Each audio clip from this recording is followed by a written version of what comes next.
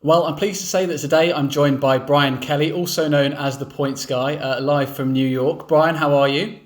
I'm doing great. How are you? Yeah, very well, thank you. How has the pandemic and lockdown been treating you? Very strange times.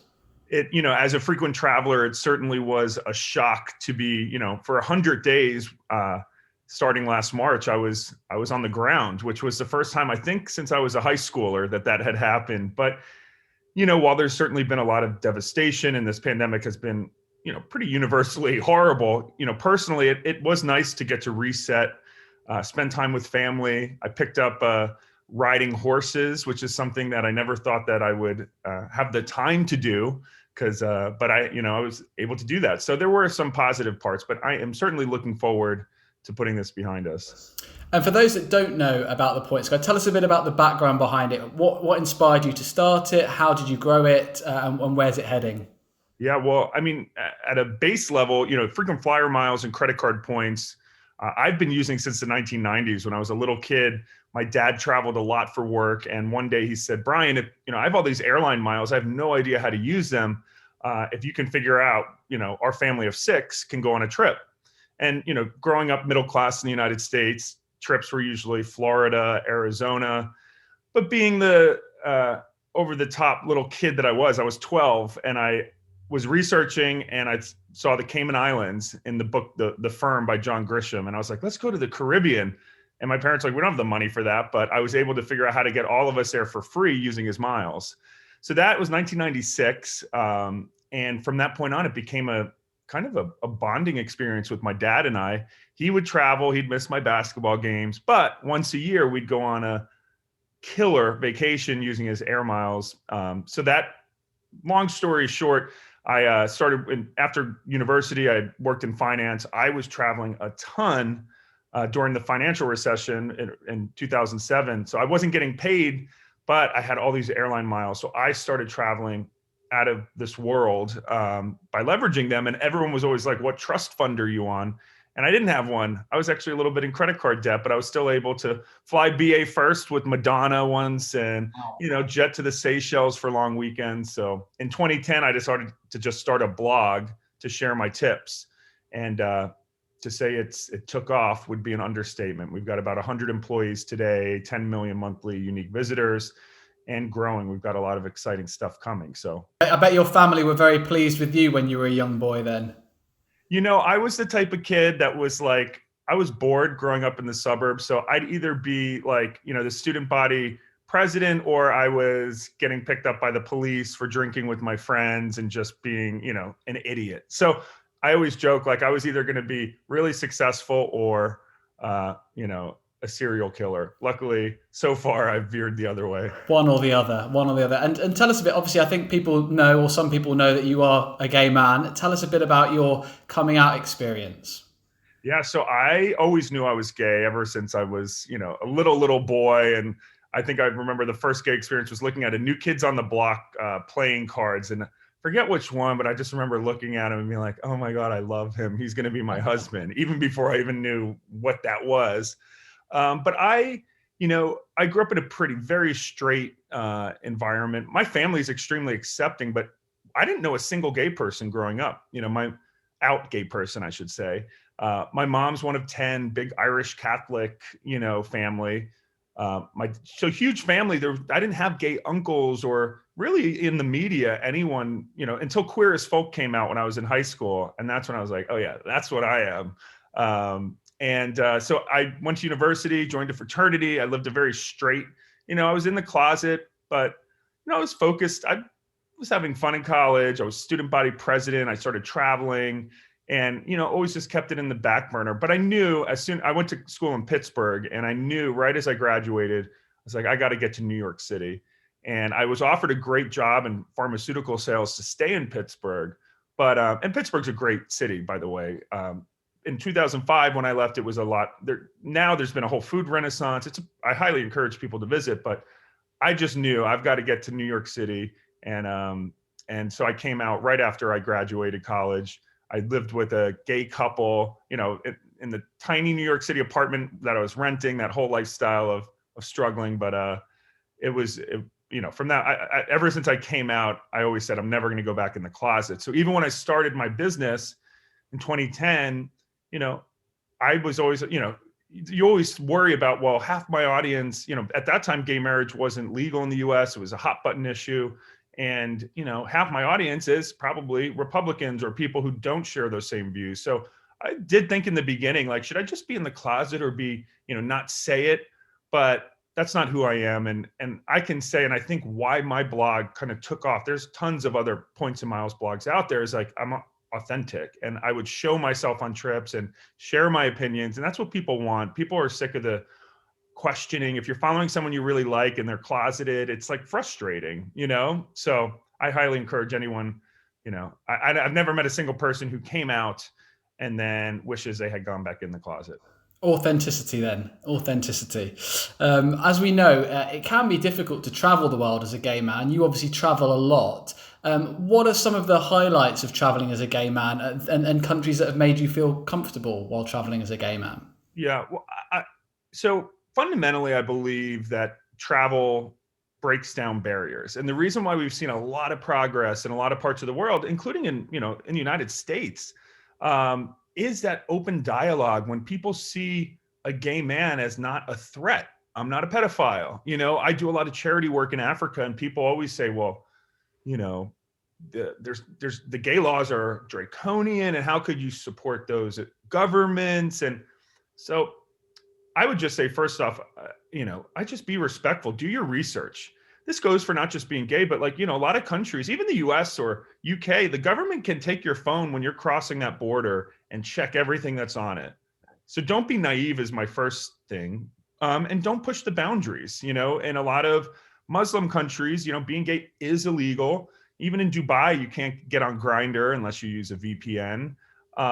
That's not saying that there's not a gay thriving life in Dubai, but you just cannot assume that where you live and the ideals and norms of where you are is everywhere else.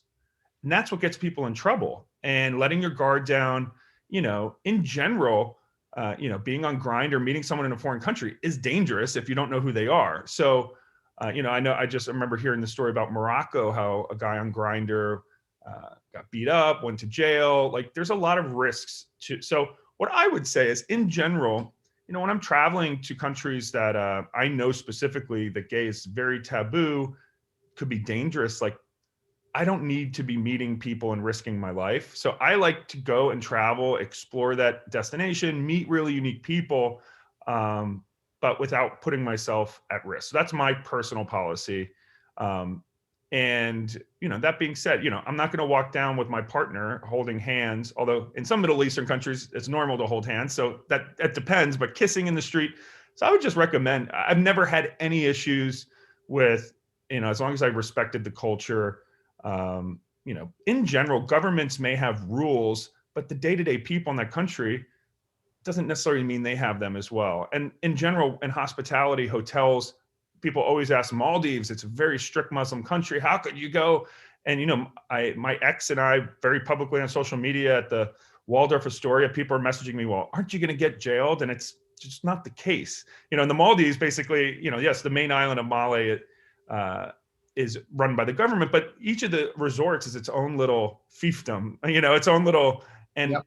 It's, let's be real.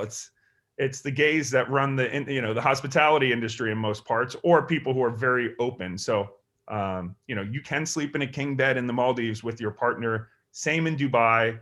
I generally recommend, if you're nervous, stay at one of the international US, UK based chains, and you should be fine. Yeah, in fact, the Maldives is one of the most popular destinations on travelgay.com and for our other business, outofoffice.com. We send loads of people there. Some people say to us, well, why would you send people to places where it's illegal to be gay? And my answer always, well, I want to be able to travel to these places, so other gay people do too. And it's about doing it safely.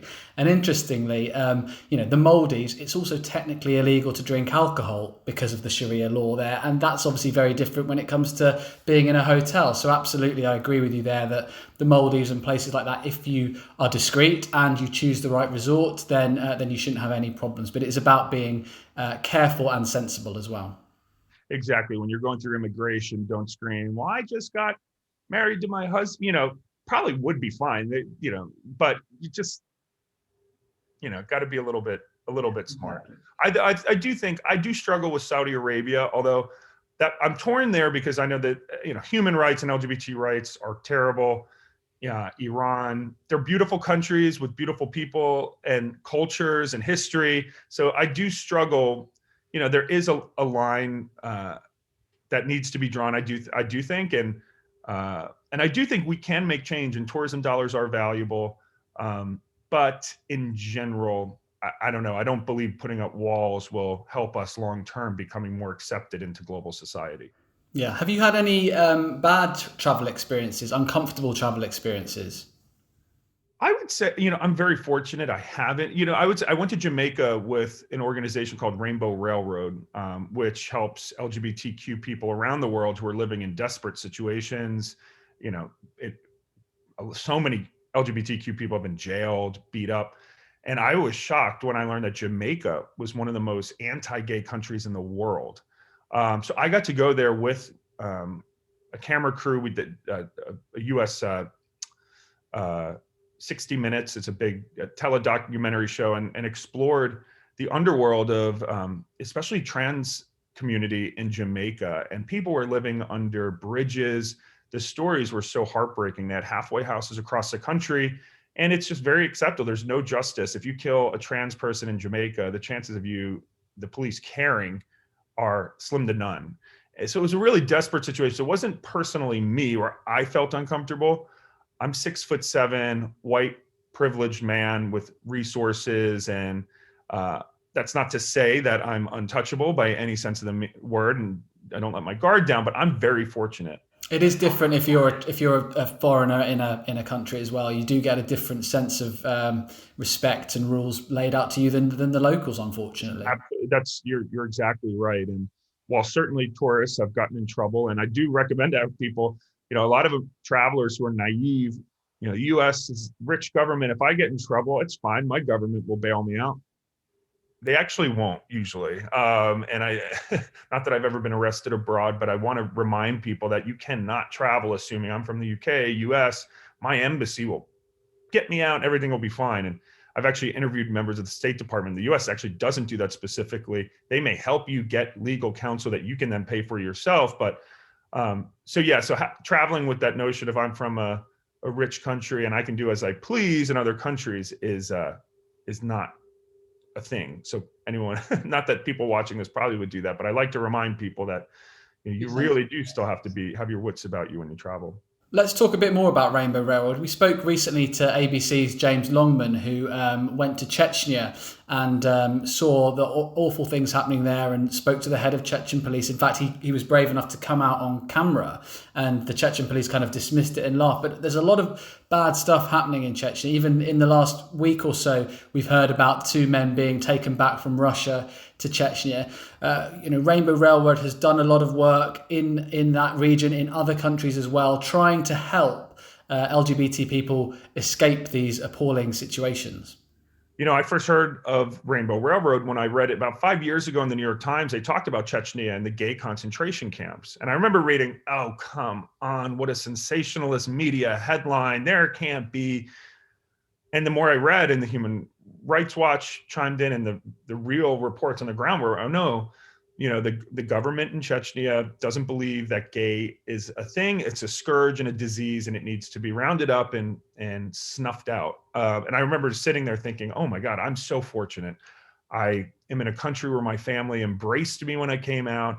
I could start a very successful business, be who I am on TV, travel the world, and so many people can't even live in their own homes without fear of police coming and knocking at their door.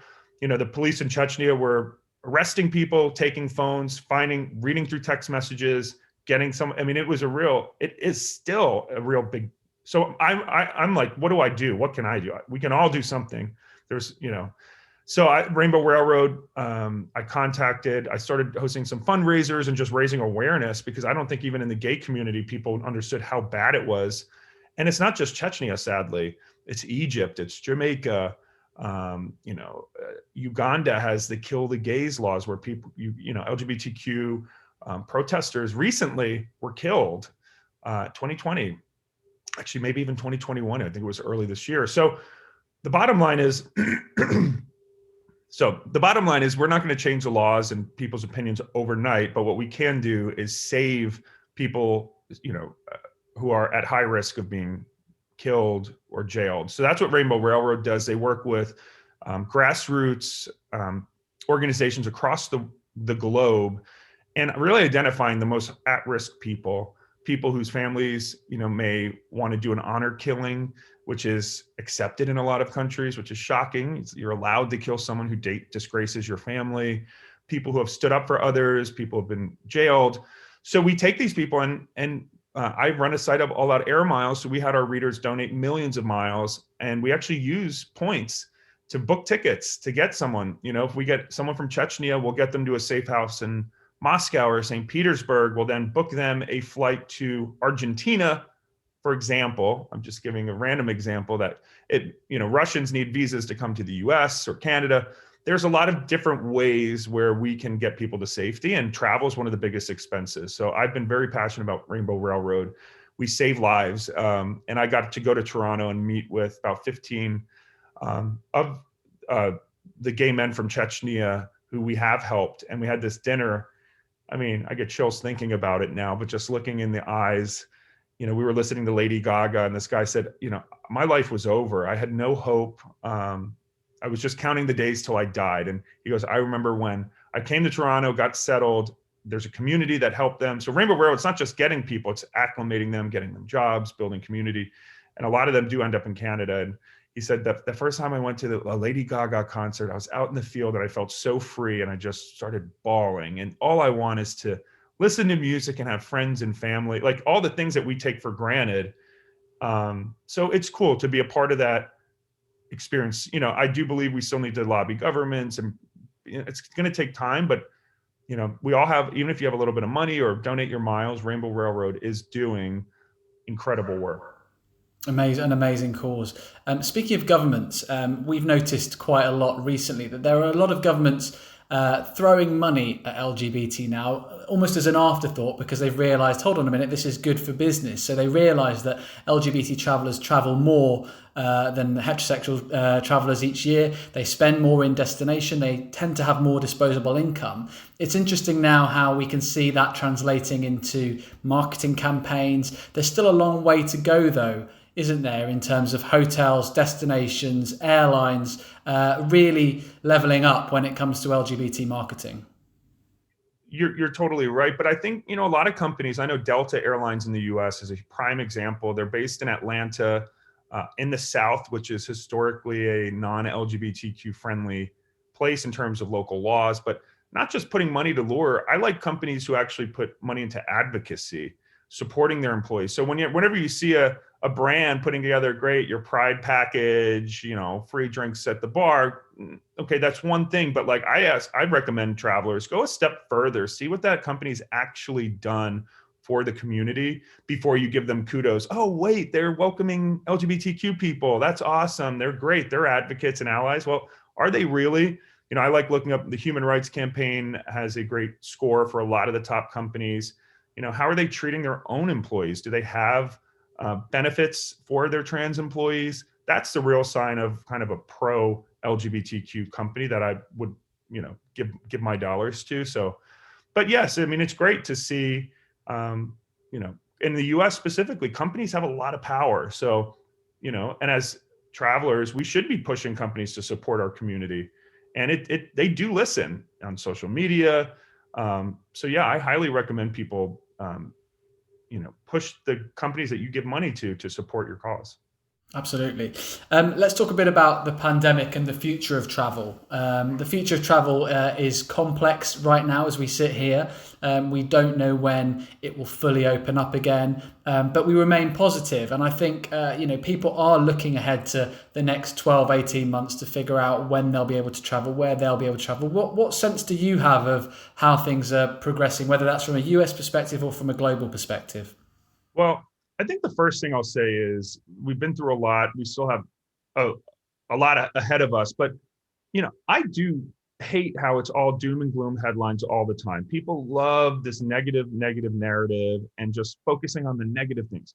I think what's incredible are the vaccines. There are now a number of vaccines. I think it's incredible that we have very effective vaccines that are extremely, they may not be 100% effective, but they, in the 90s, when it comes to hospitalizations and death, which is frankly what we care about. If you got COVID every year and it was a sniffle, that wouldn't grind the world to a halt. So instead of just focusing on it's not 100% effective, let's look at hospitalizations and deaths. And that is incredibly promising. Plus, right now there's a shortage.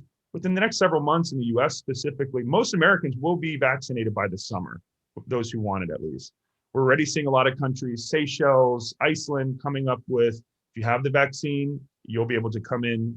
I do believe the vaccine will open up travel. I do believe vaccine passports will be, not every country, I don't think the US will adopt them, but I think, better testing, verified testing. I've traveled over the last year and anyone can print out an old test result, and the nice lady at the airline check-in is not going to call your home pharmacy in the middle of the night to, so I do believe the advancements in technology, testing, and the vaccine will open up travel. I think this summer will be open to an extent, not going to be open borders like crazy, but I do believe, younger people who have been vaccinated, countries that depend on tourism, the Greeces and Spains of the world, I think will have to come up with something that balances tourism and those who are vaccinated and really don't pose a risk. And even though that we don't know exactly, the transmission, the numbers are looking good. So I am optimistic. I do think 2022 summer will be the big boom of travel where we see sold out cruises, flights, etc. But I mean, I've been fortunate enough to travel this past year. I've had some of my best trips. Requires a little bit of extra jumping through hoops, but I got to go to Croatia in August where it was nearly empty. Once in a lifetime sort of experience to go to Dubrovnik in August and have the old town to yourself. Oh, yeah. I went to Tahiti, swam with the whales in Moorea. The humpback whales migrate there every July through October. I wouldn't say I was alone, but maybe 25% capacity, and just, unbelievable. Rwanda, I went this December, safari in Kenya. So I highly, I respect people who haven't traveled, and it is a tough balance, not bragging about my travels, but that's what I do. And I know a lot of people have enjoyed watching my travels, even if they can't themselves. So I would recommend, once you're comfortable, feel free, don't worry about travel shaming, travel responsibly, still wear a mask, even if you're vaccinated.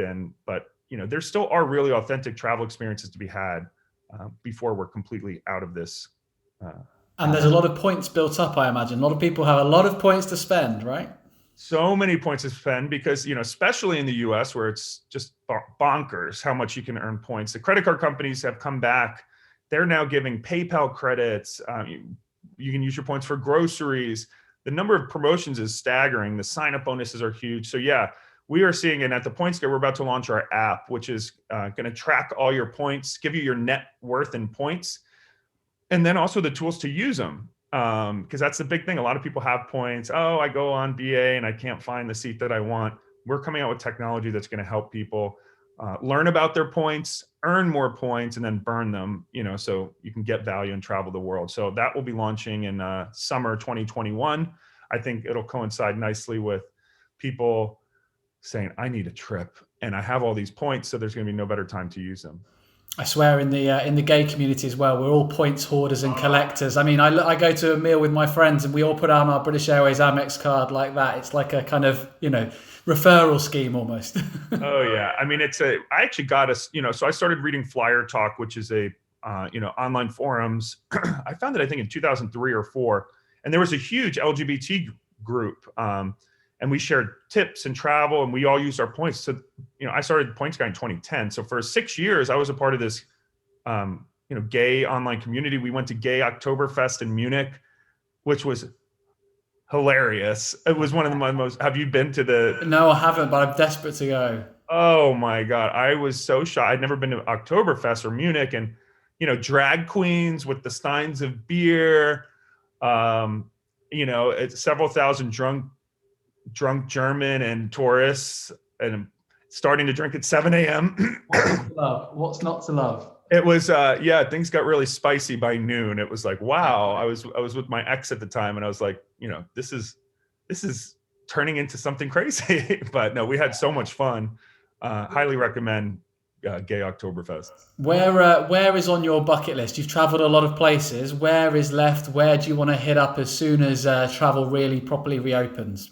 So I want to hit up Machu Picchu because before the pandemic it was overcrowded. There were all these calls to shut it down, let it heal, and I think the plus side of the pandemic is a lot of these overcrowded places have had that chance. So I want to go to Machu Picchu before it becomes overcrowded again. Also, I'm a big scuba diver, and I want to go to the Galapagos. I've never been to Ecuador or Peru, so I might do it as one big trip. But diving in the Galapagos and doing a little cruise to all the islands. I love animals, so those two are at the very top of my list. What's on yours? Perfect. Well, I managed to get away to the Seychelles this year, which was beautiful. I love the Indian Ocean, but yeah, like you, I think Machu Picchu is up there. One of my team went there recently and absolutely raved about it. Said it was the best thing he's ever done. Taking the train, The Belmont train, everyone says it's so fabulous. The Belmont train, exactly. And I also, speaking of Belmont, I really want to go on the Orient Express. That would be a bucket list as well, I think. I want to do the one in the Scottish Highlands too. Yeah, that would be I think that'll be like one of the themes post-travel is people finally taking their bucket list, cool trip that you've wanted to do. I do think a lot of people, we like what we like. I know a lot of people go to the same place year over year. It's what they know, but I hope people, once they're able to travel and realize that travel can be taken from us at any time. It's like, make it count. Take those trips that, will re-energize your soul and will give you something to talk about for the rest of your life instead of just doing that simple beach trip that what you're going to get when you go. Absolutely. And just finally, if you've got to give tips to people who are really wanting to get into the points game, start collecting points, start, thinking, right, I'm going to use these points to travel, to save some money. Where does someone begin? Yeah, so obviously thepointsguy.com, or if you're in the UK and Europe, thepointsguy.co.uk. We've got a great team. And we do all the heavy lifting. So we'll analyze if you have BA miles right now and you don't know how to use them, just Google how to maximize BA miles, the Points Guy. We have a post or multiple posts for every major currency, every credit card, how to get the most value out of my Amex Platinum. Trust me, our team of experts dig in, they update that monthly or even more. So, and the number one tip is just, your credit card. In the US specifically, it's incredible. You should be earning more than 1 point for all your purchases. Get a transferable points card. So even if you fly American Airlines, you may not just want to have all your miles with the American credit card, you fly American. Well, what happens when you want to take Emirates to this Maldives, because that's the best way to fly there, or Qatar and their Q suite? You want to diversify. So, kind of like your investment portfolios, you don't want to just put your whole retirement on Apple. Well, that may pay off. Sometimes, like you put yourself at risk. So yeah, diversify, get credit cards that reward you for what you're spending money on, and then educate yourself. I think points are so cool because the more you read up on how to redeem them, you can get more value. Points are not necessarily pegged to the cost of the ticket. All these currencies have really unique loopholes, and it takes a little bit to climb that mountain to understand that realm of intermediate expert points and miles. But once you unlock that knowledge, it's insane what you can do, where you can go. And so it can be overwhelming to think about it, but there's plenty of other points and miles blogs out there as well. But I think the Points Guy's the best. Absolutely. I tell you what, my favorite was, I think I went to the Maldives on Etihad using Alitalia points because it was loads cheaper, and I ended up paying like 50 euros in taxes for business class to the Maldives. It was there's so many arbitrage opportunities. You can buy points. If you like flying first class, it's $10,000 to fly, but for example, you used to be able to buy Alaska Airlines miles for like $3,000 to be able to fly Emirates first class, so even if you don't have a credit card or whatever, there's still other ways to rake in these points and miles. It's a really fun, I always say it's like doing the crossword puzzle, but by the end of the puzzle, instead of just feeling satisfaction, you get a free trip. And people have got time on their hands now, so they should start researching. Couldn't agree more. Brian Kelly, the Points Guy, thank you so much for speaking to us at travelgay.com. Thanks for having me. Safe travels, and I'll meet you in Machu Picchu.